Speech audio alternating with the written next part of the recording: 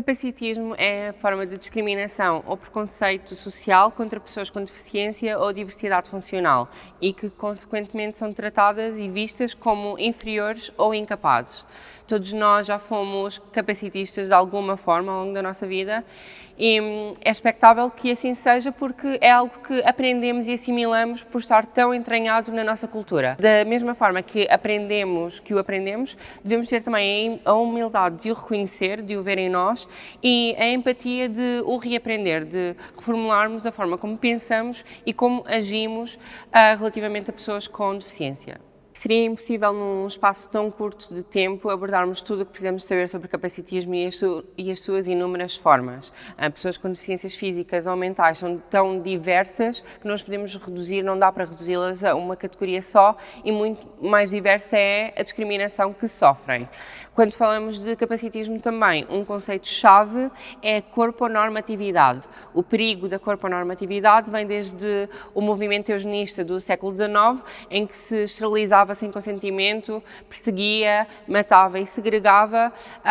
qualquer voz, corpo ou mente que fugisse à norma e que culminou depois na ditadura nazi, onde se exterminavam pessoas com deficiência. E resulta atualmente numa sociedade que define as pessoas sem deficiência como o padrão do que é normal e se molda em torno desse padrão, quando por outro lado define deficiências como falhas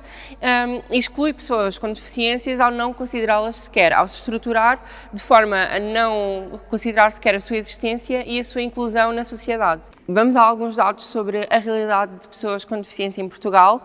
Em Portugal, 1 em cada 3 pessoas com deficiência encontra-se em situação de risco de pobreza ou exclusão social e em 2019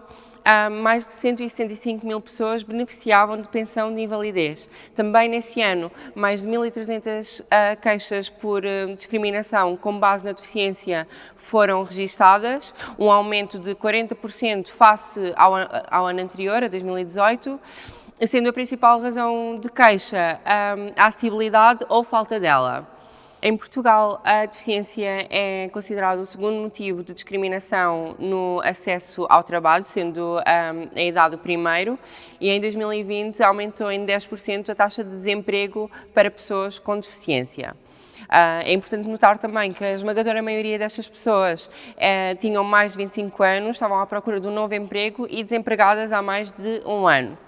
Embora a taxa de abandono escolar precoce tenha vindo a melhorar de um ponto de vista global, a taxa de abandono escolar para alunos com deficiência continua a ser o dobro da taxa de alunos sem deficiência. Estes dados são um reflexo do que é o capacitismo estrutural, que se manifesta desde o sistema de ensino, onde alunos com deficiência são segregados e colocados nas suas próprias instituições, separados dos demais, ou até mesmo quando estão na mesma escola,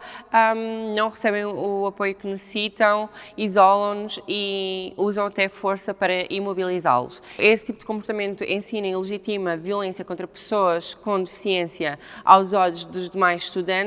Isso é normalizado, é algo que passa para a vida adulta, onde pessoas com deficiência continuam a ser segregadas nas suas próprias instituições, embora sejam perfeitamente capazes de participar ativamente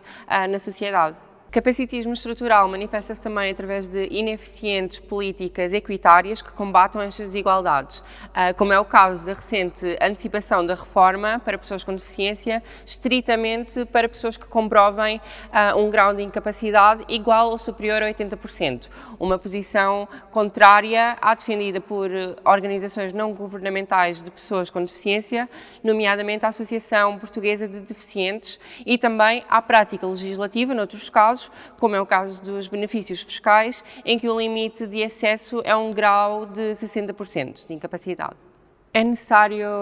combatermos as barreiras sociais capacitistas, ou seja, sensibilizar e educar quem nos rodeia através de meios institucionais como as escolas a combater estereótipos capacitistas que absorvemos desde criança e a reconhecer a violência em que se traduzem e também ensinar que é errado usarmos termos pejorativos com base na deficiência para insultar quem quer que seja e que, embora sejamos todos iguais, a diversidade, inclusive a diversidade funcional do ser humano, é algo bonito que deve ser celebrado. Todos somos merecedores de respeito e de empatia. Mas as maiores barreiras que pessoas portadoras de deficiência enfrentam são as barreiras estruturais, a inacessibilidade, a desigualdade de oportunidades, a exclusão social, risco de pobreza e também os cuidados de saúde. Alguns exemplos gritantes disso são a falta de acesso a pessoas com dificuldades locomotoras,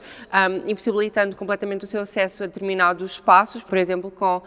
escadas sem rampas, como aqui, com portas ou corredores demasiado estreitos ou até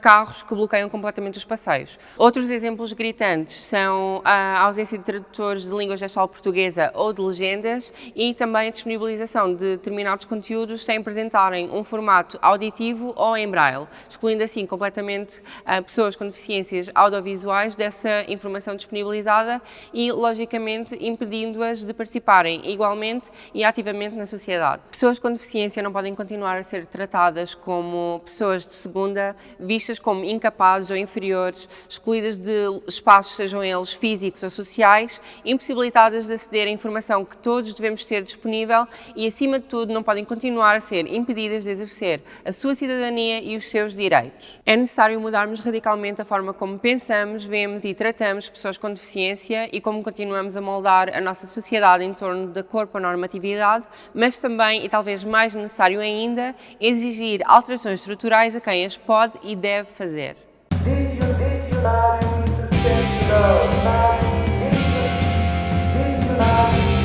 Diccionário